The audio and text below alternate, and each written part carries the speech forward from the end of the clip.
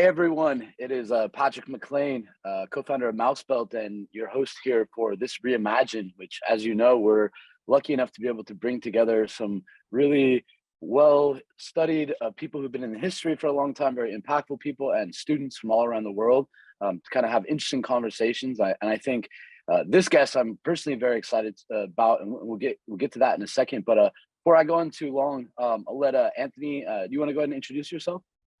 Yeah, sure. Yeah, my name's Anthony Garrett. I'm a senior at Gonzaga University. I'm in Spokane, Washington. I'm a member of the Spawn Fellowship in their second cohort, but I'm currently working on two projects with one of my professors here at Gonzaga. One is called DeFi Steward, and the other is called Bankless Advisor. I'm just really excited to be on this chat and excited to get it going. Thanks for joining us. Danny, you want to introduce yourself? Yeah, of course. So I'm Danny Koch. I'm a junior studying mechanical engineering at University of Illinois. I'm one of the co-founders of Illini Blockchain, which is University of Illinois' blockchain club. And right now I'm continuing to build out that on the partnership side, and we're starting our own podcast. So it's been fun to meet a lot of people and learn from them. Awesome. Well, hopefully you enjoy this experience. But I'll let Charlie introduce himself here in a second. But I want to add a little color before you do. So, I've been lucky to spend a decent amount of time. Like I've spent 10 hours with interviews with Roger Ver. I've spent 10 hours with Lynn Ulbrich. I've spent 10 hours with Craig Wright, Eric Voorhees, right? Like I've been pretty lucky to kind of see these guys or people who have like really been at the intersection. I think you're one of those people in my mind. So I've always like been curious to have a chat with you.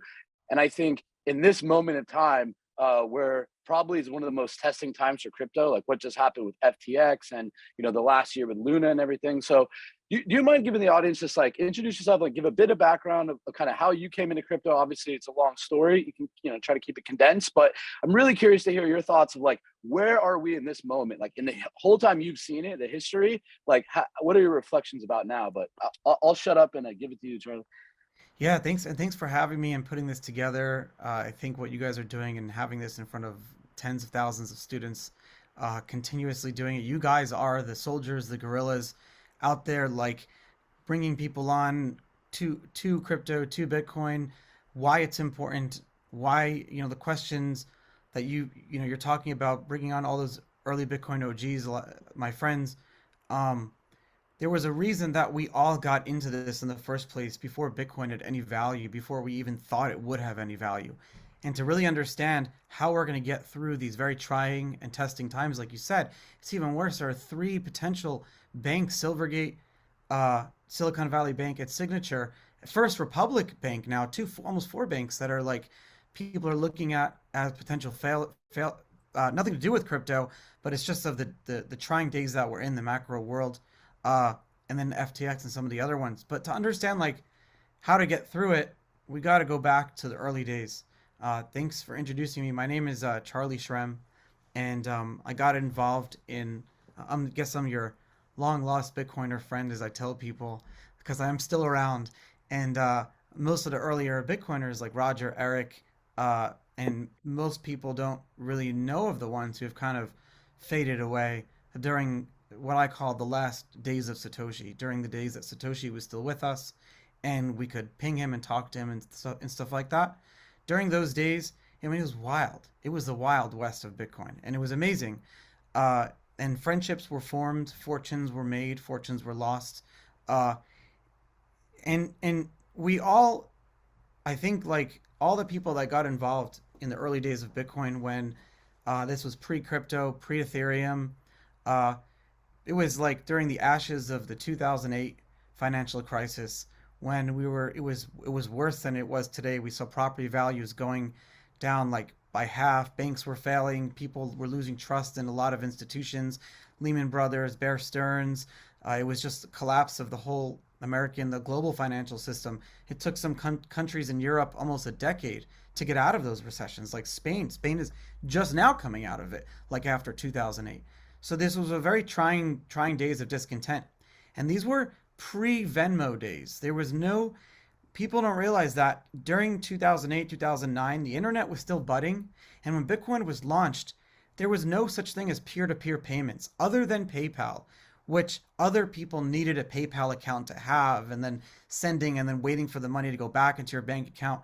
You weren't going to dinner with friends and like saying, hey, let's split a bill with our Venmo account or whatever. This was pre peer-to-peer payments. The financial sovereignty didn't exist. These type of conversations that we're having now, personal finance wasn't taught in universities as much as it is now. People didn't really care to manage their own finances. We were taught that our employer will do our 401k and we'll have retirement, social security. Let's just let the government run everything. And when the government had failed us, these were the ashes that Bitcoin had launched out of.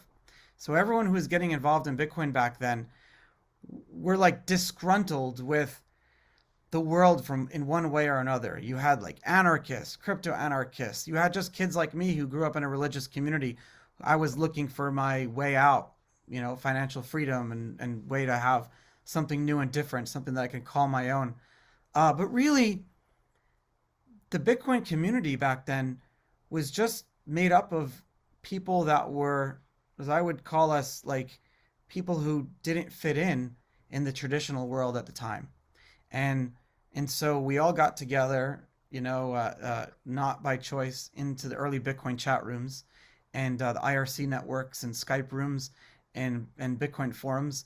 And we talked about changing the world and making the world a better place with this thing Satoshi gave us.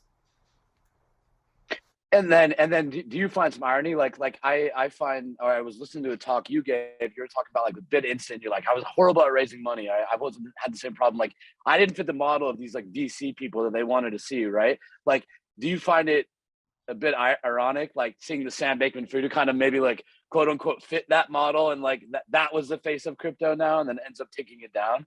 I was telling someone this morning that like Silicon Valley Bank wouldn't bank BitInstant because I was not bankable. I wasn't from Silicon Valley. I didn't go to Stanford University. I was this Jewish kid from Brooklyn that grew up in a very religious community. So I didn't have that pedigree. So I was very uninvestable. And that's one of the takeaways that I will, when investors are investing in your startup or your business, they're not just investing in your idea. In fact, that's the least of their worries. The investors are investing in you. Because most of the time, successful entrepreneurs are not just going to be one-time entrepreneurs. VC funds, they want to reinvest in you over and over and over again. What they look for is actually how many failures have you had? When I look at someone's LinkedIn and they've worked for a bunch of big companies, but then they've had a bunch of startup failures, that to me is like awesome because they know where the red flags are. They know failures. Guys like Sam came out of like this almost like he had this like feeling of like I'm better than everyone else because I had this pedigree and therefore my risks are not as risky as if you were to do the same thing that I was doing and it was like I don't know the term for it. There's like a word that I'm not forgetting, but we digress a lot into like what were the failures of today. But I want to go back a little bit to those early days. BitInstant came out of a need. It was the first Bitcoin exchange. It was the first way to buy and sell Bitcoin. And I launched it with a couple of friends from the Bitcoin forums. And at one point we were like 30% of the Bitcoin transaction volume. It was the only time that I was written about on TechCrunch. And it was like a big, badge of honor for me. And in those days, there was no real way to buy and sell Bitcoin. And we knew, and the reason that we started was we knew that for this Bitcoin thing to be successful, we just needed to get in the hands of as many people as possible. And we need to explain to people why it's so important.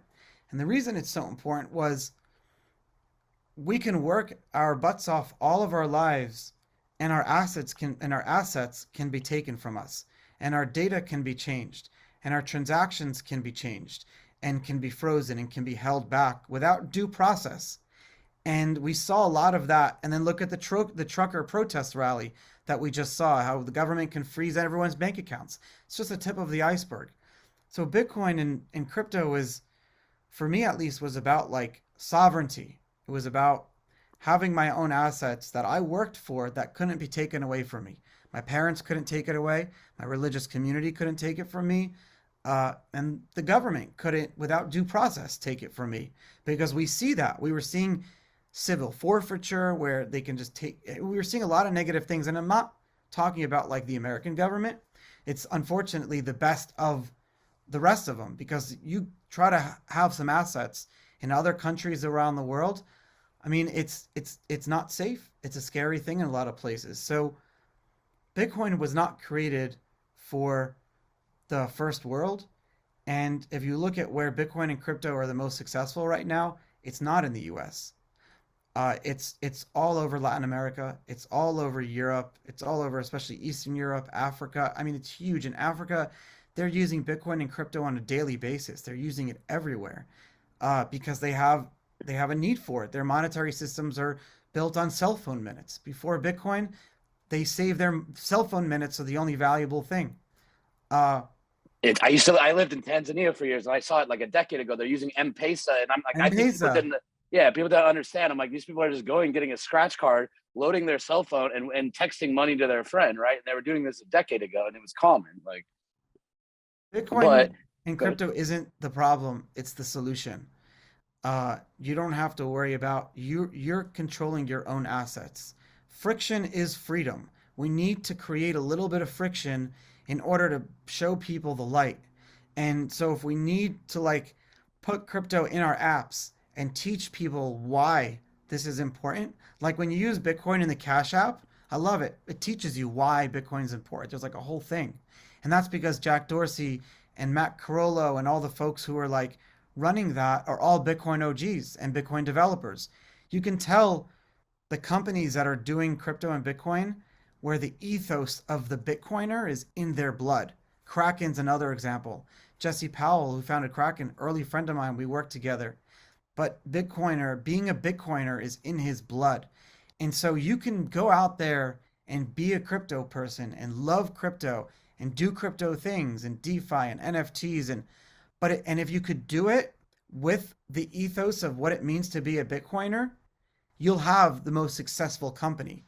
Because what that means to be a Bitcoiner is not having the private keys for your customers. Figure out a solution in order to decentralize your software where, from a liability perspective, you're not in control of anything. There are DeFi projects out there that are doing that.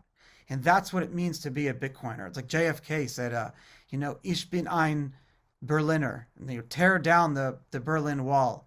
We're all Berliners. Ich bin ein Bitcoiner. We are all Bitcoiners at heart. And that's what I love about the crypto world today is we're seeing like a huge resurgence in that.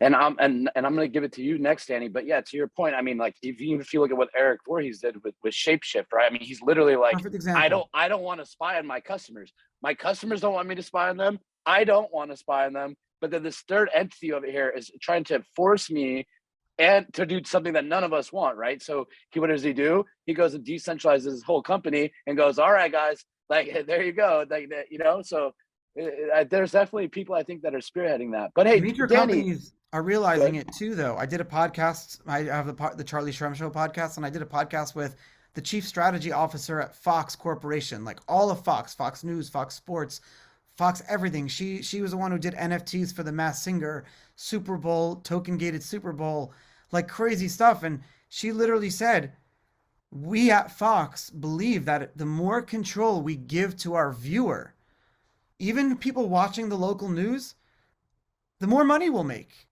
And I'm like, that's so transparent. I love that. They're like, it's not about freedom for them. I mean, I love that they want us to have freedom, but for them, the more freedom we have, the more money they make. They realize that there is an alignment there. It doesn't have to be us or them. Using the technology can give us more freedom and more rights, but also make these companies more money. It doesn't have to be one or the other. Definitely. A lot of points to unpack there. But hey, Danny, you want to come in here with your first question? Yeah, of course. So I'm mainly wondering what your whole take is on like, I guess, how through crypto's evolution, since you've been through, from the beginning, how has your future outlook and how it's like impact changed? I guess your opinion on how Bitcoin will be used and crypto in general, how that's changed from the beginning until now, after all the ups and downs over the years. In the beginning, I'm 33 now. And when I first got into Bitcoin, I like to give the perspective. I was probably your ages. I was actually a junior in college. I went to the City University of New York, and I stumbled upon Bitcoin one night while in a late night chat room, while probably doing some homework or whatever. I don't even remember what I was doing. And I had a little startup selling electronics.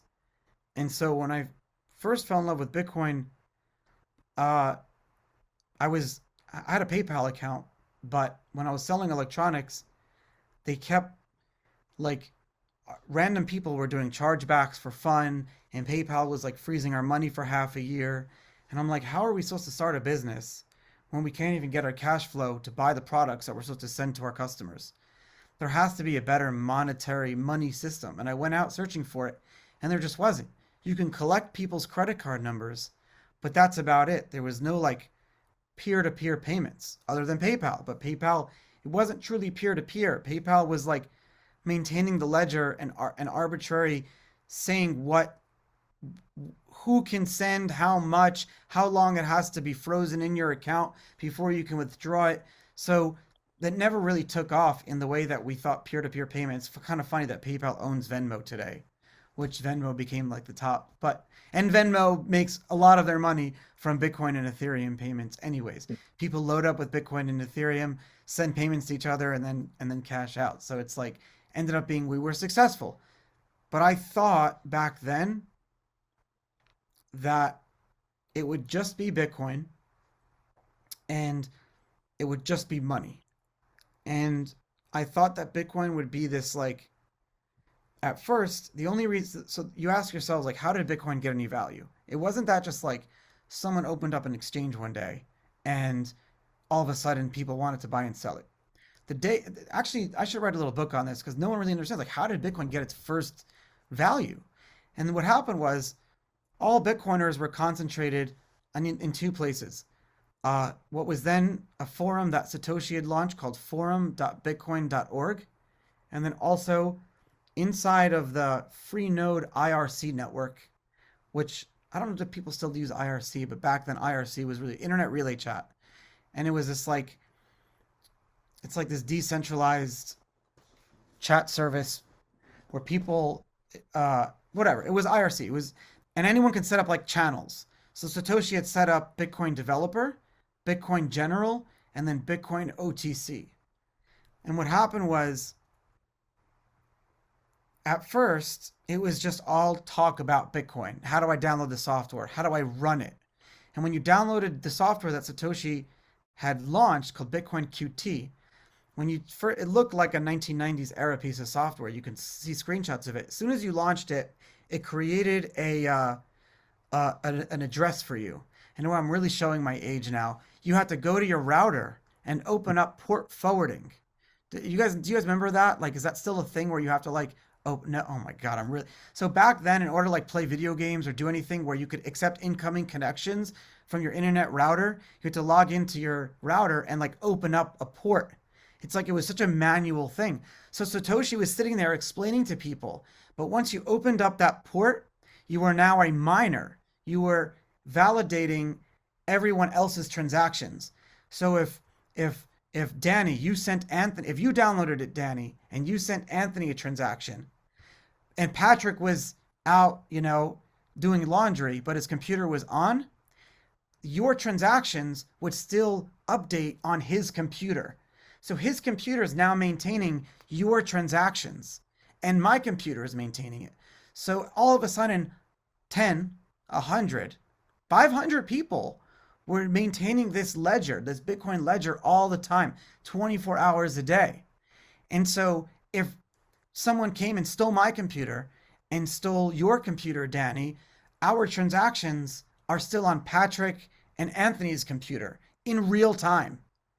And now the people that were keeping their computer open, because you had to, at the time, you had to keep your computer running. Like people, as soon as you closed your laptop, it stopped doing it. You were also earning Bitcoin for doing that. That's Bitcoin in a nutshell. You were earning Bitcoin for maintaining the network. The wallet software, the mining software it was all in one. And so that's what people were doing. And so was first. But most people like myself didn't want to keep their computer hot running. And so this one guy, his name is Gavin Andreessen, Satoshi ended up passing the keys to him when Satoshi left. But Gavin set up this thing called a faucet, and he was giving away free Bitcoin to people. So now all of a sudden you got this thing going. You have people have all this free Bitcoin thing. They can use it in the software, but they can't use it for anything. They can't spend it anywhere. So other people in the Bitcoin forums now and in the chat rooms started to offer their like services that they were already doing for Bitcoin. So I was already selling cheap electronics.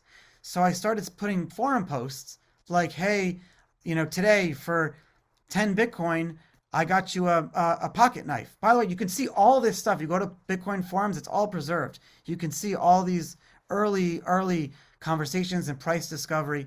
So I started selling stuff, like cheap stuff, like, little radios and I was selling it on my dailycheckout.com for $5 and free shipping. So I'm getting this free. And again, this was for fun. I just wanted to collect more Bitcoin. I wanted to be the biggest Bitcoin holder in the chat room. That was me. There's no value. I just wanted to like be cool. I wanted to be cool. I wanted to be popular. So other people started selling alpaca socks, honey, like things now, like valuable things, food. People were selling, some of the first things that you could buy were like MREs, those like meals. If a hurricane comes, you have meals that never expire. So now I'm buying MREs. I'm like using my Bitcoin, and this little economy was being developed.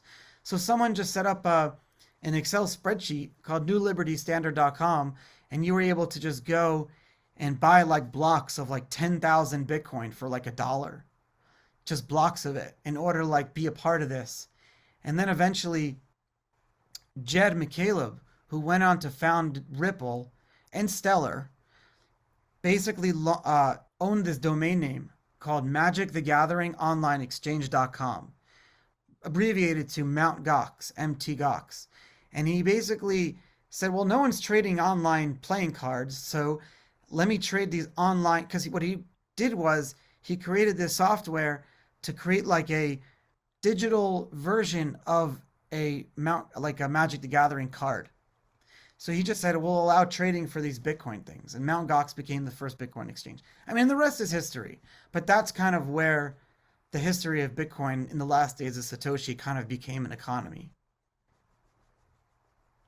Amazing to hear that. You've definitely, what year did you get involved exactly? 2011 was like when I started posting and being involved and stuff like that. My earliest posts are 2011. But I think I was involved in 2010 too. I don't think I know. But in Bitcoin, if you can't prove it, don't trust, verify. Don't make a claim for something. Tell people, because people are going to go look it up. Yeah. With ChatGPT, just put it right in. I love ChatGPT. I'm on it all the time. I love it. No, it's great. Anthony, you wanna kick us off here? Yeah, sure. I mean, you briefly went over it, in your explanation of like the Bitcoin incentive mechanism. But can you further just dive a little bit deeper into how that incentive mechanism like improves like morality within like financial markets, places that don't have access Great question. to banking? From a Bitcoin perspective, the idea was in all these places around the world, you don't have the ability to have a bank account. And it's not like it's not just about being able to, first of all, in most places, most places around the world, you can't, you simply just can't walk into a branch and open up a bank account. It's not even like, they're not trustworthy. You just simply can't. Like if you go to, I was in Zambia, and it's a very difficult thing to do. They don't just simply, most people, I forget the percentage of the population, but it's like a super majority just don't open up bank accounts, don't trust their banks. You talk about Tanzania earlier. So I was in the early 2000s, if we start there, the way that Africans were saving their money was through very regional financial service companies that they put trust in. And these were like pseudo government, private, public partnerships. And most of them were the cell phone companies, because people were already, there was a trust involved in like, give me $10, you can use the minutes, here's a value. It's like buying packets of tuna fish. There's a value proposition there. So it was very like, that's how people were using money back then. So whereas here in the US, we were like, open a bank account when you're 18, you go to college, you start saving, you have a job. It's like, it's going to be there. JP Morgan, Citibank have existed since America has existed. So they're not going anywhere. But in these countries, they never grew up with that. And again, I was so oblivious to that. I just had no idea. And at your age, I started traveling to all these places. And that was the first thing I did with any money I earned. I just traveled. I didn't get a car. I didn't spend on assets. Traveled. I just traveled everywhere and learned and met people. And I met people like and the thing is that the friends you guys meet now, as long as they're smart and you have faith, invest in your friendships, because the friends that you make now are going to go on to become the politicians of tomorrow. You don't think, but my friends have went on to become ambassadors, senators, people that I could use for business relationships, political connections. I mean, my high school WhatsApp group from 2008 is like my biggest business like connection relationship, because you guys have known each other. So it ends up being like a great relationship. But when you travel, you meet amazing people. So Bitcoin allowed me to like travel, and I met and opened up my eyes to like how unfair the world was. And so you had all these people that were just getting killed. Inflation, price destruction, and it wasn't just about the savings. At the time, we're dealing with it. Okay, so like it sucks because like I don't want to say I told you so, because I'm in the financial system of the US, but the inflation that we have today, go on my Twitter. We were predicting this stuff in 2012. We saw the money printing that was happening, quantitative easing that was happening back then. That's why inflation exists now, because the money printer ran hot for 10 years. And we had record low inflation rates, and we exported our inflation to the rest of the world. And they're the ones dealing with it. From Argentina to Cyprus to Africa, all the places where inflation is above 10% year over year. Think about that. Inflation, price is going up year over year over 10%. Forget saving. And then on top of that, your currency is being devalued. That's why Bitcoin had and has value proposition. So if you look at Bitcoin from an American perspective, it's very selfish. You're just going to get pigeonholed. Eventually, if Vitalik realized that Bitcoin has bigger implications than money, and the year was 2014. I would argue that even Satoshi had the same feelings as well. Satoshi talked about Namecoin. He talked about some of the other proof of work coins that existed that weren't just Bitcoin at the time. And so originally, Vitalik, when he launched the idea of Ethereum in the Bitcoin forums, Vitalik thought that he would be launching this idea to a much more positive reception, and he didn't. The Bitcoin community went down on him hard, and that's why he ended up saying to himself, "I'm going to have to launch this on like a whole separate blockchain." And that's probably one of the regrets I have personally thinking about that. If we had thought about a way to make and it's funny because now the Holy Grail, what everyone's trying to figure out, and where some of the biggest investments I see, putting my like VC hat on right now, is people figuring out how to bring Bitcoin and EVM compatible blockchains, which are basically like Ethereum, Polygon, and the rest of them, together in a fully decentralized way. And I'm like, if we had just built it in a way to like work together, wouldn't have that been a lot easier? Then now these things are like trillions of dollars of value. But whatever, families break up and they come back together, I guess, is the story that will be told. But Vitalik in his brilliance realized that you can not just have people download a Bitcoin wallet, but you could have immutable data. The Arab Spring was happening at the time.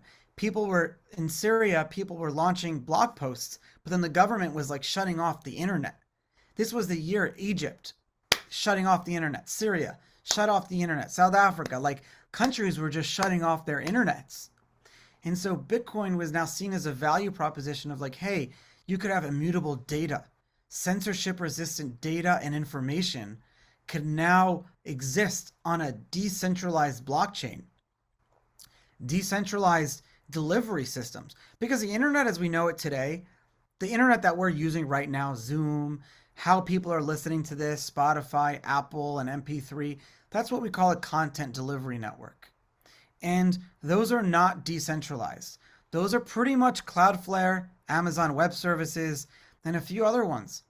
If shit hit the fan, that wouldn't be a hard phone call for a government to call those places up and say, hey, pause the brakes here. And the only networks left standing will be this Web3 network that we're building right now. Decentralized content delivery systems, decentralized RPC, decentralized IPFS. IPFS, the Interplanetary File System, is basically a decentralized version of FTP. You go to Google Drive, you upload some documents, those documents are kept in Google servers. IPFS is you put some documents or anything up there, billions of pieces are broken up and kept all over the world, and more importantly, the location of those pieces. This is the key to IPFS, the treasure map. Because if someone can just say, yeah, where are Charlie's pieces, and they bring it all back together, then what good is IPFS? But the treasure map of how the pieces were broken and then reformed, that's Bitcoin. That's what Satoshi solved. The Byzantine General's problem. Go into ChatGPT and Google the Byzantine General's problem and how Satoshi solved that. That's the true solution. That's like, I will put money on within 50 years, Satoshi will get a Nobel Peace Prize for that. I'm putting my money on that.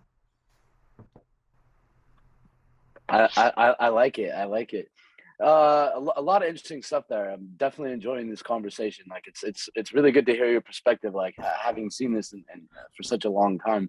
Roger, Danny, you want go ahead? But Danny's question, but I just want to say, Roger and Eric taught me everything I just said. Like Eric was my first crypto best friend at 21 years old, and Roger was like my big brother. And Roger was my first seed investor at BitInstant, and Eric was my chief operating officer. So I mean, we were all right, growing up at the same time. But Danny, sorry, I overtook yourself. I apologize. And wait, hang on. And for anyone listening, what he just said, very true. Like go read and understand who Eric Voorhees is. Like you'll see Callan's interviews with me, like I think way underestimated. Go truly read about who Roger Ver is, right? Like there's a whole narrative being sold. Like I talk to Roger, like one of the most interesting things he tells me is like, Patrick, I'm being called Bitcoin Jesus, right? Okay, now fast forward years later, he's like, I'm the first money into all these projects. I'm going door to door, basically getting people to accept Bitcoin. Everyone loves him, right? Then all this shit goes down. If you guys want to research it, around, you have this block size war debate, some of this stuff like when around Vitalik came out, like kind of what, a lot of these things happening in this moment. And now there's like some revisionist history of people getting into crypto now, and they like hear the name Roger Ver, and like he's trying to be sold as like some kind of scammer, right? Like anyone who cares about Bitcoin, like truly go read about who these people are and understand like the impact they've made, because we started to take these new idols like the Sam Bankman-Frieds, etc., and hold them up as if they invented this world and have helped everyone in some immaculate way. But the reality is there's a lot of people that I think are starting to be forgotten about in history, and it's important to kind of revisit these conversations. But Danny, you want to take us in? Yeah, of course. So Charlie, you're kind of hinting at it earlier, but I guess for Bitcoin's future and just generally speaking, crypto as a medium of exchange store of value, actually used as money, like frequently. What do you think is holding back adoption the most? And what do you think is the ideal or most likely scenario of like, is it going to be Bitcoin that everyone uses as this store of value that we're using to transact? Is it, some stable coin? Is it this merge between Bitcoin and Ethereum that you were talking about? What do you think is the most probable scenario, and what you would like to see, and what might be holding it back too? I think that in the future, we'll probably see blockchain technology be used in a government public-private stablecoin mechanism. And I think if it's done right, that mechanism could probably bring millions of people out of poverty around the world, because other countries will adopt those same mechanisms, and then you'll be able to remove a lot of the corruption, embezzlement, and graft out of it. Because the old adage of the closer you are to the money printer, the richer you'll get is still very true today. And it's as I learned, it's so true that capital doesn't like to leave trusted places. And that's why it was easy for Sam Bankman-Fried, who came out of Stanford, to raise all that money, because he came from that pedigree. And that capital, that those wealthy people who also went to those same universities and from the same pedigrees, not to say that's bad, but like they all blindly trusted in their own capital cycle. And capital doesn't like to leave its own cycle. So if we're out of it, getting into it is very difficult. Especially if you live in a lot of countries, there's a huge gap between the middle class and the wealthy elite. And that gap will never be closed, because the wealthy elite will never let their money leave the cycle of the other wealthy elite. They'll spend their money with the wealthy elite. They'll marry the wealthy elite. It'll never leave that. There's no, but I believe that if you could have the financial system on a much more like transparent playing field of who controls it, it's not perfect, but it'll get us a lot of the way there. And I feel like enough people in the middle are incentivized to make it happen, that those who are in power right now won't be able to stop it, because enough people and their children want to see a better future. Remember, I grew up in a world without Bitcoin, but if you're 13 years old or younger, you never knew a world without Bitcoin. The idea of a digital asset that could have a value only because people believe it has value, because that exists when kids are born today, existence is validation. It's automatically going to be a thing because it existed when they were born. Like, we don't believe in things like, if you come to me and say to me like, hey, this shouldn't exist, that existed since like Scotch tape. It's been around since before I was born. Someone comes and like, Scotch tape is bad for you. It's like, why? It's been around forever. What could be bad about it? Like, I don't know. It's whatever. It's a bad example. But Satoshi, going back to your adoption question, because that's what you asked. And this is one of the things I was really bad at is active listening as a kid. Oh, sorry, my friend in a boat just came by. What Satoshi just figured out was that Bitcoin adoption was going to be just that. It's going to be very slow and long-tailed. In fact, people had asked him and other people about what the prices are going to look like. I think it was Hal Finney who said that, yeah, in the year 2050, maybe we'll see Bitcoin at this price. In the year 2035, we'll see Bitcoin at $1 million. And then the year 2150, the halvings and how Bitcoin is supposed to grow, it's supposed to be decades and decades and decades long. We're not even into like the fourth halving yet. It's like 13 years of Bitcoin's existence. We are so far. We have adopted and grown so much faster than I think Satoshi thought we would. And because of that, that's why we keep getting into these bubble and burst cycles, because we just get ahead of ourselves and then we burst and then we play catch up and then we get to like consensus or like some equilibrium, and then everyone gets all excited again, and then here we go all over again. And it's not going to stop happening probably for another 10 years. Yeah, I think there's a lot. I think there's a lot of truth there. Like, I laugh this point. I'm like, if you've been in like I've been in whatever 6 years. Like, I expect every 18 months something's gonna be some crash.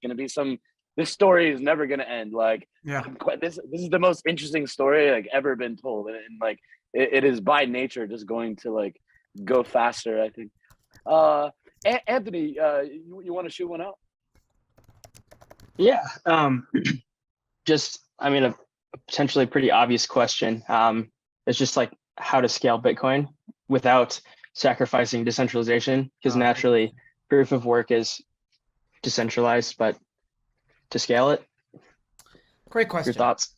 Great question. Best question I heard long time. So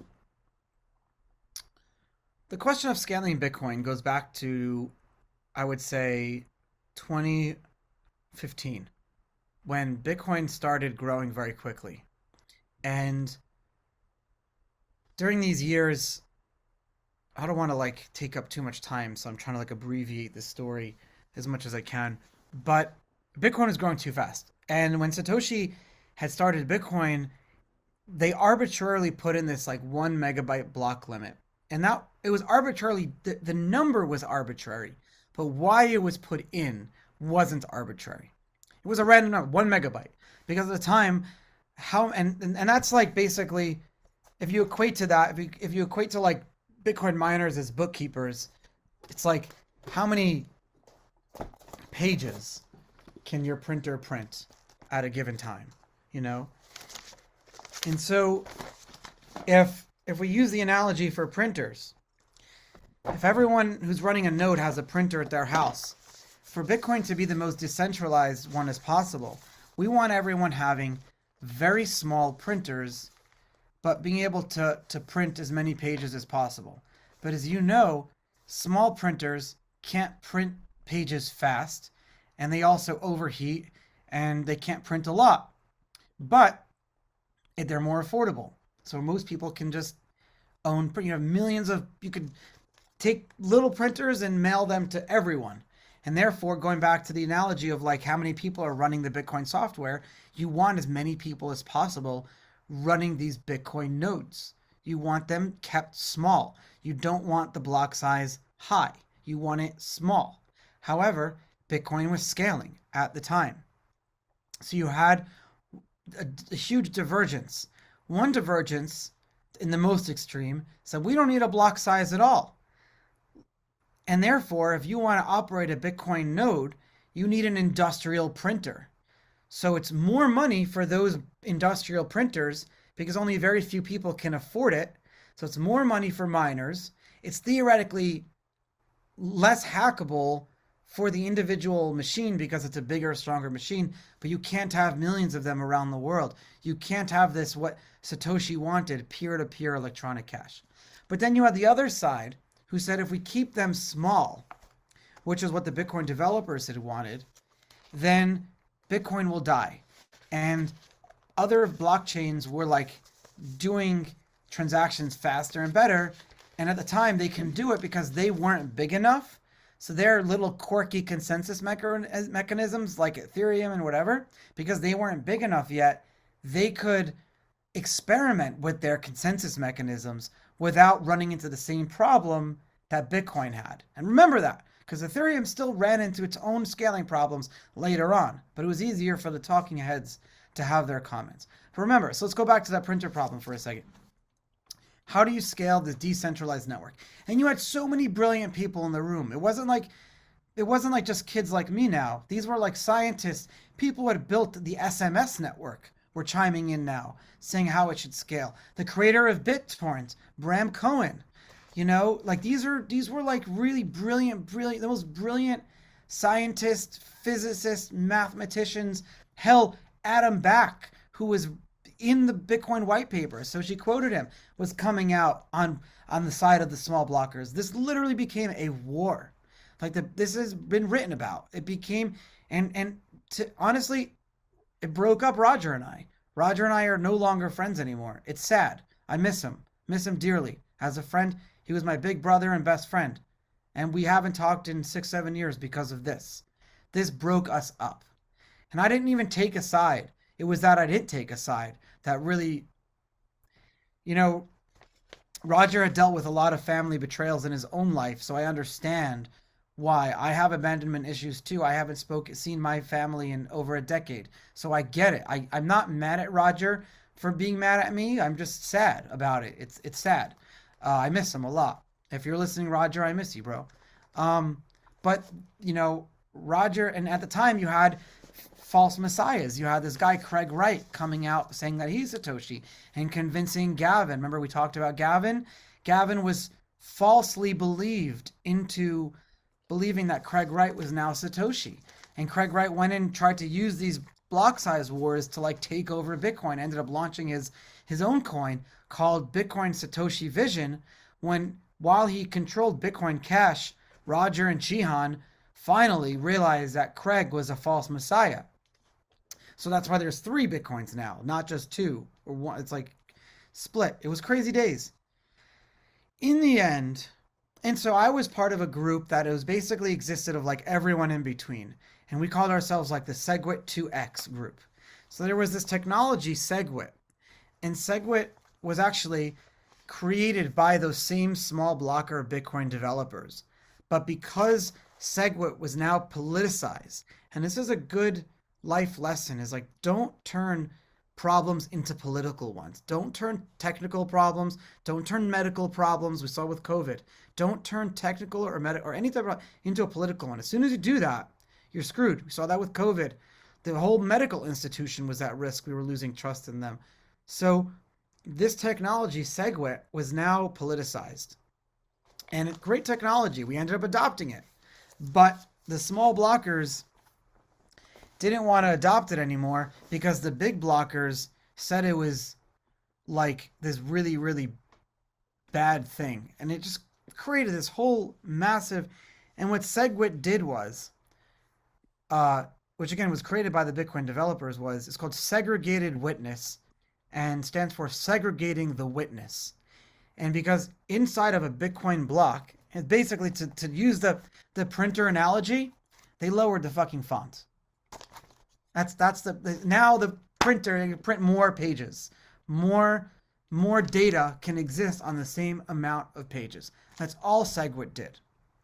But SegWit 2X, our group, it made the witness signature stronger. It made how all SegWit did was it made how we hash and derive the signature within the witness spot of the Bitcoin block. We made that more efficient, and we adopted a better standard for that. It's not a big political, doesn't need to be a big political thing. But a lot of small blockers really believe that by allowing any sort of like bigger blocks, you're inherently creating a bad precedent of bad scaling. I'm bringing it back to your scaling question. And so the whole adage that was talked about was smart scaling is better than fast scaling. Because fast scaling, and as we saw with Bitcoin caches, their blocks are empty most of the time because no one wanted to use it at the end. And so the way Bitcoin scaled by just adopting SegWit ended up being the right way. And and going back to like how do you scale farther from that? So that's where scaling was. So there's like always a fear of politicizing in Bitcoin scaling again, which is why you'll see it go very slow. How do you scale? There is a lot of good solutions on top of Bitcoin between the Lightning Network, payment channels, side chains. There's another type of chain. It's like a layer on top of. There's all these different mechanisms. Up until this point, other than including side chains, they all give up decentralization. For my understanding of Lightning and side chains, me as a hardcore Bitcoiner, I'm okay giving up a little bit of the decentralization for the short-term benefit of a side chain or a Lightning payment channel, because they're short-term, and then once you're out of the channels, you're back into regular Bitcoin. And what these scaling solutions use is essentially Bitcoin's proof of work checkpoint. One block every 10 minutes, but then in between, they have thousands of other blocks, these other blockchains. And then they take all their blocks and they put it into a Bitcoin block. So if you're okay for a cup of coffee, you're not going to wait for the whole Bitcoin block, but you're going to be okay with the regular sidechain block. But if you're selling your house, you'll wait 10 minutes for the sidechain block to get included into a Bitcoin block. And that's my favorite scaling solution because I can explain it to you in 2 seconds. I want to get your take, not to go like too far off here, but I think for anyone who doesn't know what Charlie's referring to, go read about it, like the block size word. I think it's a very interesting inflection point. And again, it's like kind of like where you see Ethereum kind of come at the same moment. If you listen and kind of like Charlie was saying, like there's two sides to this, right? Like if you want to like visualize it, maybe it's like this Adam Back people, Roger Ver, maybe like Jihan Wu, like miner guy. Now I'm curious your take, like, and you probably understand Roger's view on this or that general concept. Like there are like some general conspiracy theories, right? Which say that there was entities who didn't want to see Bitcoin like be used as cash, right? So that big block versus small block debate kind of can boil down to, if you had a big block, you could use it to buy things like a cup of coffee more easily, and you basically treat it more as cash, right? So you're not having a taxable event each time you buy a cup of coffee with cash. You don't have to like base the currency and have some taxable event, where if something is an asset like a house, it's taxed quite differently because you don't plan on doing that many transactions with it, right? Kind of going back to what Charlie said. Yeah. So by making Bitcoin, there's some theories out there for anyone like, so I'm setting some context, but I'd like to get your thought that this was kind of a moment to cripple Bitcoin as cash. And then like, obviously, like the Rogers of the world say around this same time, he's getting, he's like getting propaganda against him, and the Bitcoin forums and the Reddits are being taken over, right? And there's like these conspiracies about Blockstream and Adam Back, all of this. Like, what is your take there? Like, did some weird stuff happen like around that time, and like, was it purposeful? It was very weird. And to the extent that the false messiah, like fake Satoshis that claim to be Satoshi, to the extent all they wanted to do was create the exact narratives like you just said to fuel discontent, to eventually fork Bitcoin and then fork it but change it just a little bit to either give themselves a back door or give themselves a boatload of tokens, which what they did when they forked into Bitcoin Satoshi Vision.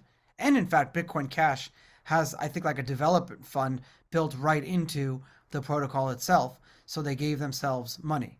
And it's plain as day, follow the money. That's what they wanted to do. Can we speak to their agendas? I've known Roger my whole life, and I don't believe to Roger have had that agenda the whole time I've known him just is a huge failure in my own like ability to judge someone's character. And I just don't think Roger, if anything, people like Roger, myself, and others, we constantly get taken advantage of because of our good nature. And here's another life lesson. Get a good lawyer. My lawyer is involved in like every business transaction I do because I am just a good-natured person and I trust everyone. And that's not a bad thing, but you have to protect yourself because when shit hits the fan, the good-natured person is the one that's going to get taken advantage of. Not by the other person, but just by the situation. And so get a good lawyer. And so I think that just Roger, myself, and these we're just good-natured people who want to make the world a better place and unfortunately get taken advantage of. Gavin too. Well, and I guess I'm kind of asking in the reverse, like, do you buy into what Roger's saying, which is that basically like the Blockstreams of the world did a conspiracy to like hijack Bitcoin and like Blockstream, which was launching at the time, had a massive still has massive financial incentive to scale Bitcoin in the way that Bitcoin is being scaled today.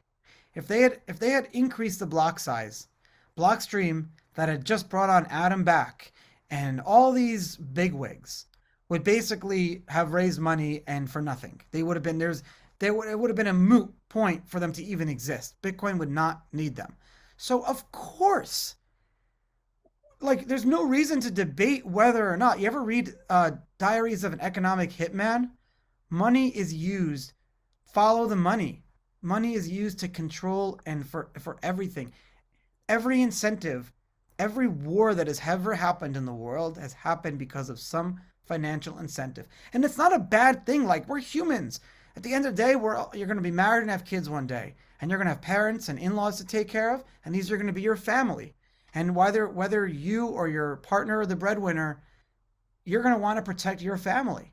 And you're going to say to yourself, I will do nothing, and I will stop at nothing to protect my family. Because we've all seen the zombie apocalypse movies. You know, we're not stopping on the side of the road. We're fucking going, protecting our families. So you have to remember that, like, remember that when you look at any event in history and you judge an event in history, it always, so all Satoshi did was make that transparent. He put the money on a chain that we can follow it now. And eventually those who opt in to participate, it's going to be a more transparent world. And you'll have two worlds.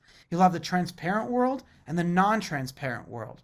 And like Satoshi said, dude, I sound like a freaking like religious nut, don't I? He said, like a quote Satoshi, he said, we don't want to end the Fed. We want to transcend the Fed, create a better Fed. Satoshi might go down as a religion. Let's see how it plays out. It is. It's the best religion. Honestly, I just read a book about it, about religions, and Bitcoin is our modern day religion. Like, we've not had a new religion in decades, in a long time, in 100 years. Tell me what other movement like that completely. It's like Christianity. It didn't matter who you were, where you're from, what you were. Every religion, when they launched, it's fully accepting. What other religion is fully accepting other than Bitcoin? It has principles, morals, beliefs, equality, embracing equality, fairness. Its roots it's like the early Bitcoin talk forums. Like, it didn't matter if you're like missing a leg or if you're black, white, purple, green. Didn't matter what you believe from a sexual standpoint or your religion. It didn't matter. We were all just together as one and fun. And that's like, for me, the ethos of Bitcoin. You were judged on what you bring to the table and not the pedigree before you. No, totally. Well, hey, I want to respect everyone's time here, but if you guys got a few more minutes, I want to get maybe one more question in for each of the students. Danny, you want to take us? Yeah, I got one last question. So I guess my main question is, how do you learn and who do you learn from? Not really like a Bitcoin historic question, but how do you learn? I'll plug my own podcast here. I've been podcasting for 4 years under the Charlie Shrem Show. You can find it wherever you get your audio, from YouTube, Spotify, Apple. 356 episodes in. I'm very detailed on the show notes and the titles. So if you want to learn about anything, I go in depth with the people. If you want to learn about Ethereum, I have the founders of Ethereum. If you want to learn about Cardano, I've had the founder of Cardano. He's my friend. If you want to learn about Polygon, anything you want to learn about, any company, I have had the owner or the people that have started it on the show. So that's my plug. Other than that,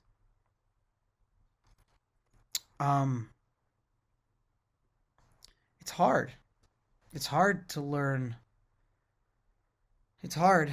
I would what I would do is I would tell someone, and someone needs to do this. Someone needs to create an abridged version of the Bitcoin chat rooms and the forums into like a book format, because I think it's very helpful to understand the days.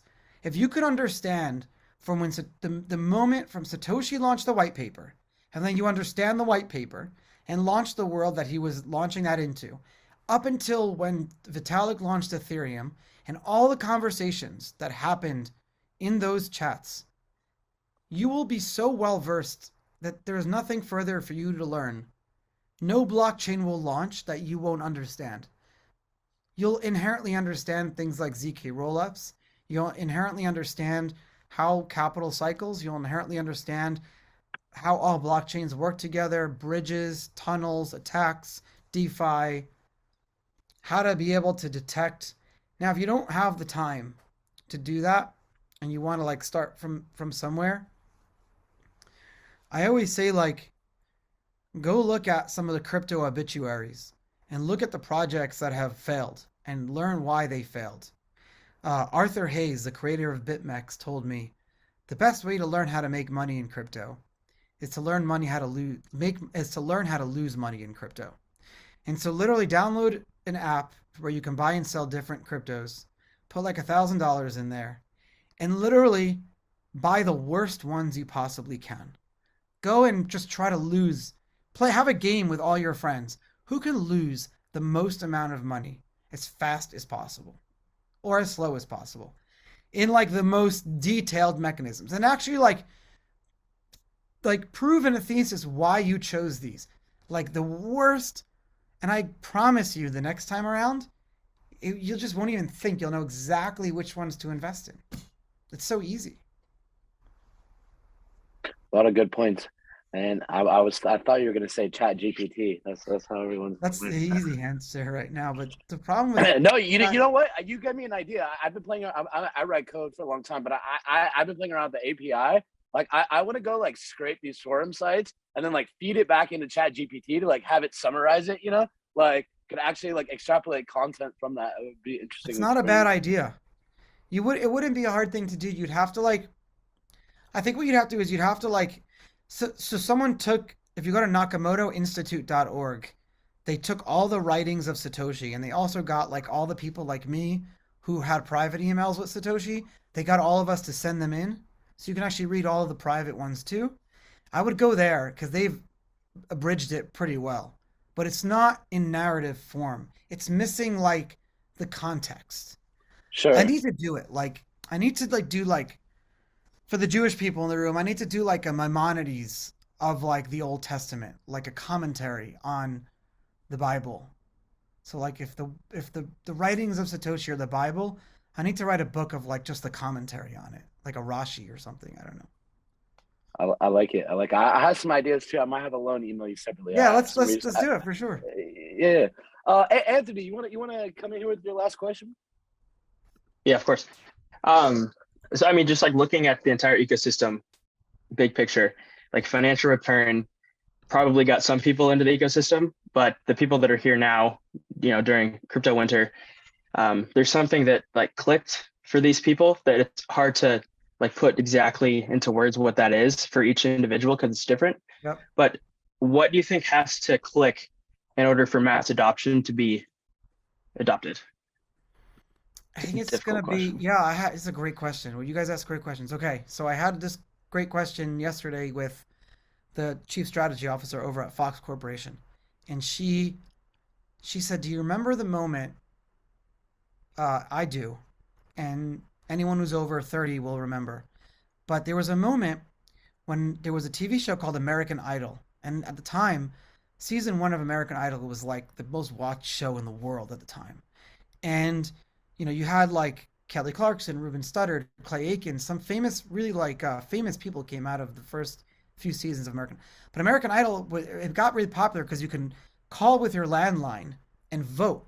So there was this interaction. And that was maybe as the internet did that. Who knows? And then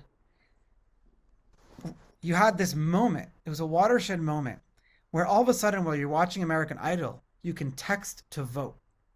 And you had literally, there was an episode, Ryan Seacrest, literally like walking you over the TV with a microphone, teaching you how to send a freaking text message.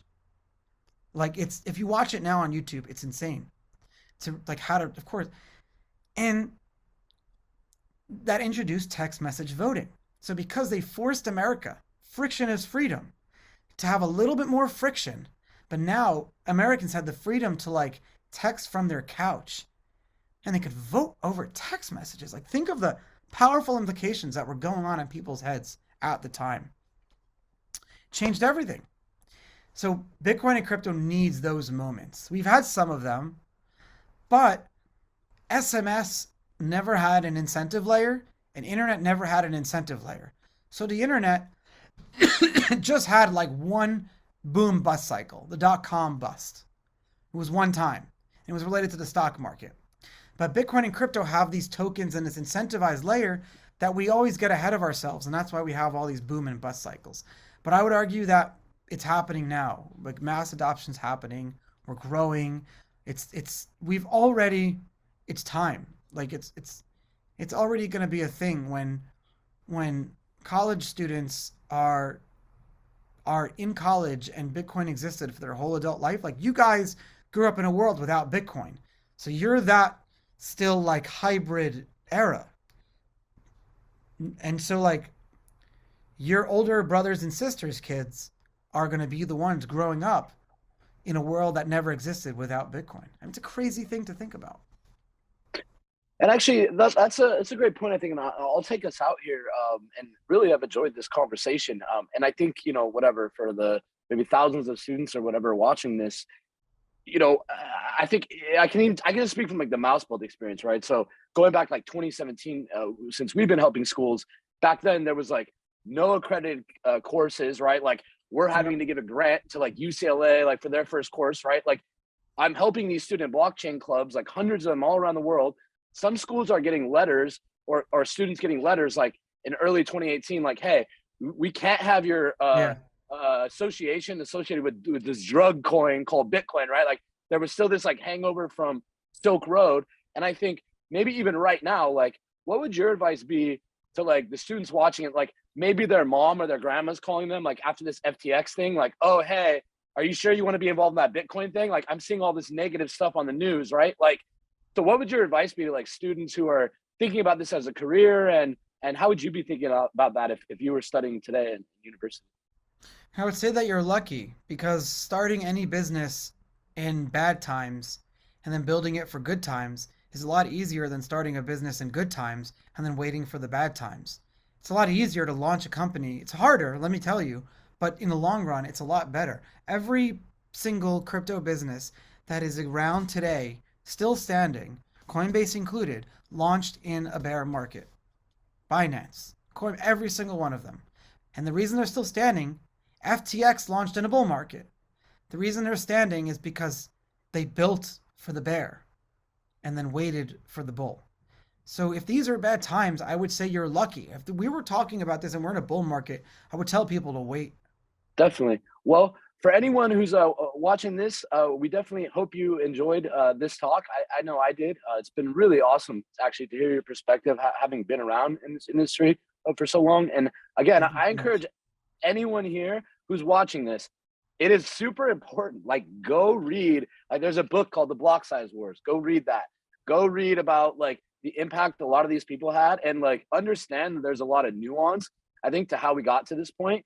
And you know, I think it's pretty important to understand the history. So Danny, Anthony, Charlie Shrem, it was great talking to you guys. And for everyone watching, we hope you enjoy it. And we'll get to the next interview here soon. Thank you, everyone. Thank you so much. Thank you.